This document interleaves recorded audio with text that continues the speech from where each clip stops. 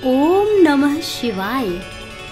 भक्तों, आज हम आपको श्री शिव महापुराण महात्म्य का चौथा अध्याय सुनाएंगे।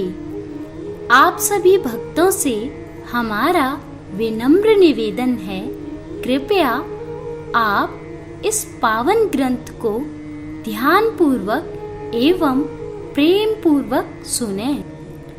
चंचुला के प्रयत्न से पार्वती जी की आज्ञा पाकर तुम्बुरु का विंध्य पर्वत पर शिवपुराण की कथा सुनाकर बिंदुक का पिशाच योनि से उद्धार करना तथा उन दोनों दंपत्ति का शिवधाम में सुखी होना। सूत जी बोले, शौनक, एक दिन परमानंद में निमग्न हुई चंचुला ने उमा देवी के पास जाकर प्रणाम किया और दोनों हाथ जोड़कर वह उनकी स्तुति करने लगी। चंचुला बोली, गिरिराज नंदिनी स्कंद माता उमे, मनुष्यों ने सदा आपका सेवन किया है। समस्त सुखों को देने वाली शंभु प्रिय आप ब्रह्म स्वरूपिणी हैं। विष्णु और ब्रह्मा जी आदि देवताओं द्वारा सेव्य हैं। आप ही सगुणा और निर्गुणा हैं तथा आप ही सूक्ष्मा सच्चिदानंद स्वरूपिणी आद्या प्रकृति हैं। आप ही संसार की सृष्टि, पालन और संहार करने वाली हैं। तीनों गुणों का आश्रय भी आप ही हैं। ब्रह्मा, विष्णु और महेश्वर जी इन तीनों देवताओं का आवास स्थान तथा उनकी उत्तम प्रतिष्ठा करने वाली पराशक्ति आप ही हैं। सूत जी कहते हैं, शौनक, जिसे सद्गति प्राप्त हो चुकी थी वह चंचुला इस प्रकार महेश्वर पत्नी उमा की स्तुति करके सिर झुकाए चुप हो गई। उसके नेत्रों में प्रेम के आंसू उमड़ आए थे। तब करुणा से भरी हुई शंकर प्रिया भक्त वत्सला पार्वती देवी जी ने चंचुला को संबोधित करके बड़े प्रेम से इस प्रकार कहा। पार्वती जी बोली, सखी चंचुले सुंदरी, मैं तुम्हारी की हुई इस स्तुति से बहुत प्रसन्न हूँ। बोलो, क्या वर मांगती हो? तुम्हारे लिए मुझे कुछ भी अदेय नहीं है। चंचुला बोली, निष्पाप गिरिराज कुमारी, मेरे पति बिंदु इस समय कहाँ हैं? उनकी कैसी गति हुई है यह मैं नहीं जानती। कल्याणमयी दीन वत्सले, मैं अपने उन पतिदेव से जिस प्रकार संयुक्त हो सकूं वैसा ही उपाय कीजिए। महेश्वरी महादेवी, मेरे पति एक शूद्र जातीय वैश्या के प्रति आसक्त थे और पाप में ही डूबे रहते थे। उनकी मृत्यु मुझसे पहले ही हो गई थी। न जाने वे किस गति को प्राप्त हुए। गिरिजा बोली, बेटी, तुम्हारा बिंदुक नाम वाला पति बड़ा पापी था। उसका अंतःकरण बड़ा ही दूषित था। वैश्या का उपभोग करने वाला वह महामूढ़ मरने के बाद नरक में पड़ा।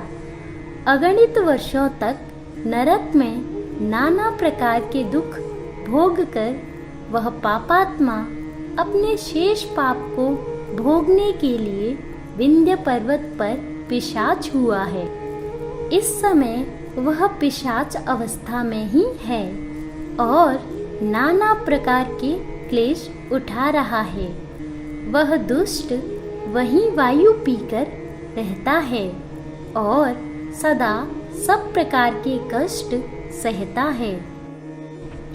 सूत जी कहते हैं, शौनक, गौरी देवी की यह बात सुनकर उत्तम व्रत का पालन करने वाली चंचला उस समय पति के महान दुख से दुखी हो गई।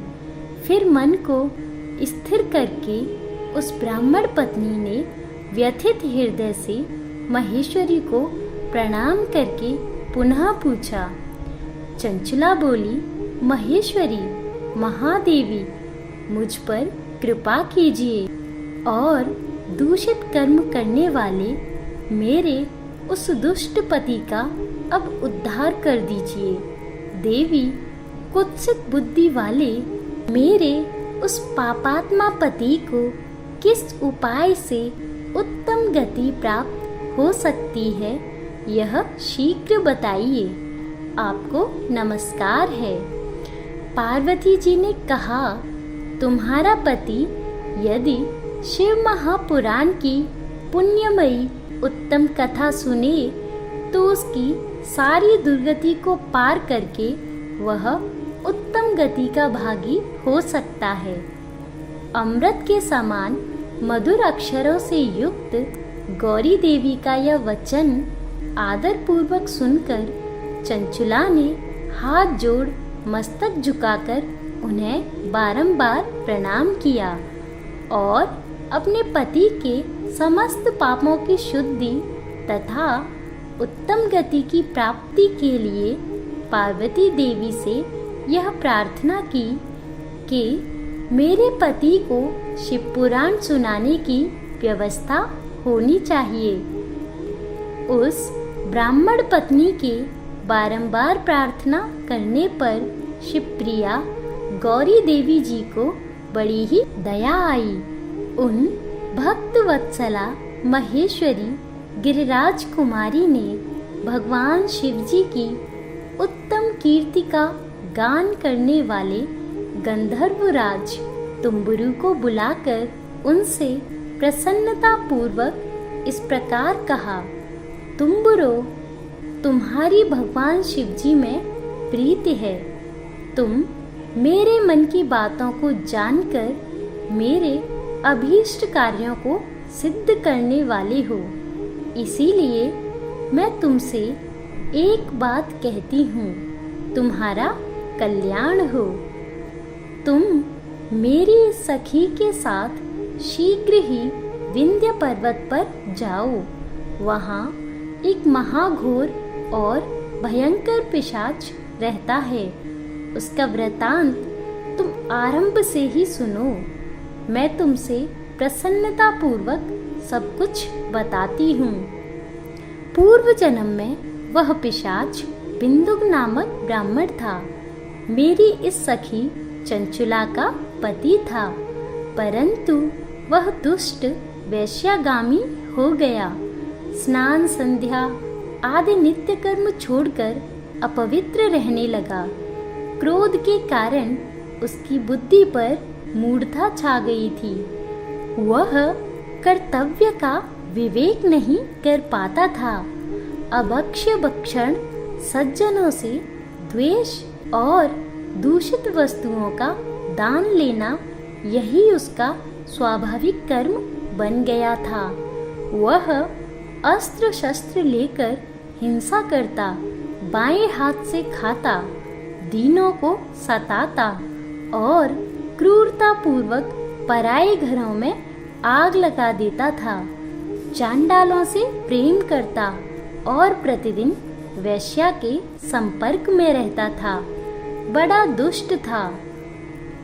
वह पापी अपनी पत्नी का परित्याग करके दुष्टों के संग में ही आनंद मनाता था। वह मृत्यु पर्यंत दुराचार में ही फंसा रहा। फिर अंतकाल आने पर उसकी मृत्यु हो गई। वह पापियों के भोग स्थान घोर यमपुर में गया और वहाँ बहुत से नरकों का उपभोग करके वह दुष्टात्मा जीव इस समय विंध्य पर्वत पर पिशाच बना हुआ है। वहीं वह दुष्ट पिशाच अपने पापों का फल भोग रहा है। तुम उसके आगे यत्न पूर्वक उस दिव्य कथा का प्रवचन करो जो परम पुण्यमयी तथा समस्त पापों का नाश करने वाली है।